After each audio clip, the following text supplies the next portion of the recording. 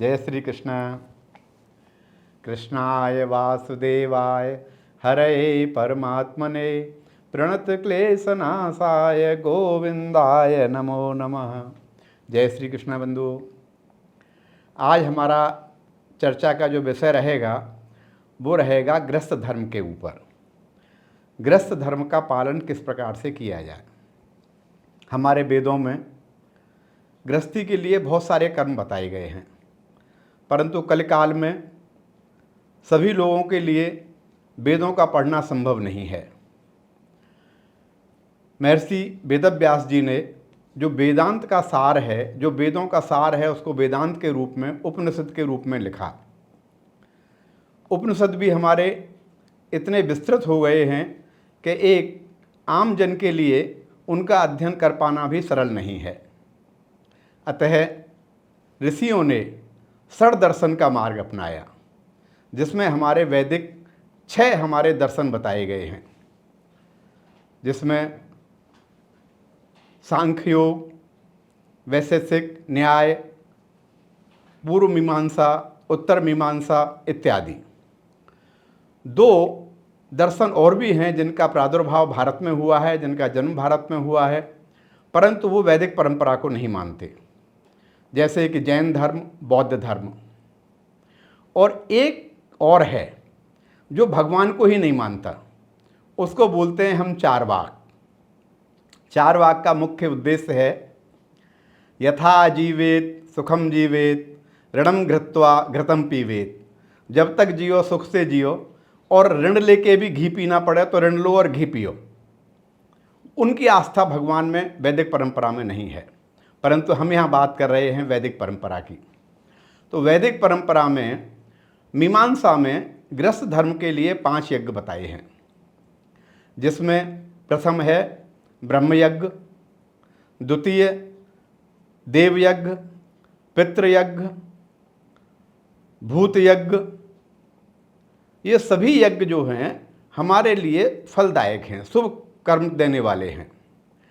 अब ब्रह्म जो यज्ञ है वो ऐसा नहीं है कि देवताओं के लिए ही है या ब्रह्म के लिए है। डॉक्टर राधा कृष्णन जी ने बड़े सरल भाव से इसकी व्याख्या की है कि ब्रह्म यज्ञ हम इस प्रकार कर सकते हैं कि जैसे कोई गृहस्थ है वह अपने बच्चों को धर्म की शिक्षा दे। यदि आपके नगर में कोई कीर्तन हो रहा है, भगवत कथा हो रही है, तो आप अपने बच्चों को वहाँ ले जाइए, जिससे वो कथा सुनकर धर्म के प्रति जिज्ञासु बनेंगे। उनकी धर्म पिपासा को शांत कीजिए। यदि हम बाजार गए हैं और हम 1000-2000 की कोई वस्तु अपने लिए लाए हैं, तो एक 100-200 रुपये की पुस्तक हम धर्म की छोटे छोटे बच्चों को पढ़ने के लिए भी ले आएँ, जिसका अध्ययन करने से वो धर्म के बारे में कुछ ज्ञान प्राप्त कर सकें। हमारे यहाँ यदि रामलीला का आयोजन हो रहा है, कृष्ण लीला का आयोजन हो रहा है, तो हम अपने बच्चों को अवश्य ले जाएं। उनको देखने से यदि एक विश्वास मानिए कि अगर हमने रामायण के 4 भाग मुख्य रूप से अपने बच्चों को पढ़ा दिए, तो वो कभी भी अधर्मी नहीं बनेंगे और वो धर्म के अनुसार आचरण करके अपना जीवन यापन करेंगे, और जिससे आपकी मान प्रतिष्ठा मर्यादा भी बनेगी और उनका लालन पालन भी धर्मानुसार होगा। तो ब्रह्म यज्ञ हमारा ये है कि हम अपनी संतान को धर्मज्ञ बनाएं, हम अपनी संतान को धर्म की दीक्षा दें, धर्म के अनुसार चलने की प्रेरणा दें। दूसरा है हमारा देव यज्ञ। अब देव यज्ञ ये है कि हमको जो देने वाले हैं वो देवता हैं। देवता हमसे कुछ लेते नहीं हैं, हमें कुछ ना कुछ देते ही रहते हैं।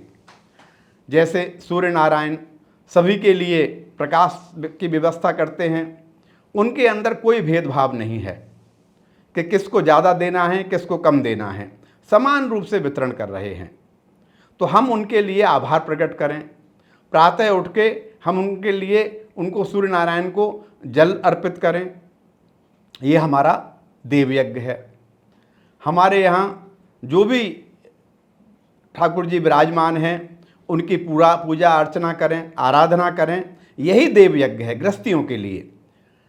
तो इसके अलावा जो हमारा पितृयज्ञ है, पितृयज्ञ में ये है कि हम अपने पूर्वजों को जो हमारे यहाँ मौजूद हैं वो इस पृथ्वी पर जीवित देव हैं। यदि हमने अपने माता पिता की सेवा कर ली तो मित्रों ये निश्चित है कि हमको किसी भी तीर्थ यात्रा में जाने की आवश्यकता नहीं है। यदि हमने अपने माता पिता को संतुष्ट कर लिया तो उन्हीं के चरणों में स्वर्ग है। हाँ, यदि हमें तीर्थ यात्रा जाना है ज़रूर जाएं, अपने माता पिता को तीर्थ यात्रा कराएं, अपने पूर्वजों को तीर्थ यात्रा कराएं, उनको जो भी दान पुण्य कराना चाहें उनके हाथ से संपन्न कराएं। इससे उनकी मान प्रतिष्ठा भी बढ़ेगी और आपका देव पितृयज्ञ भी पूर्ण होगा। दूसरा है भूत यज्ञ।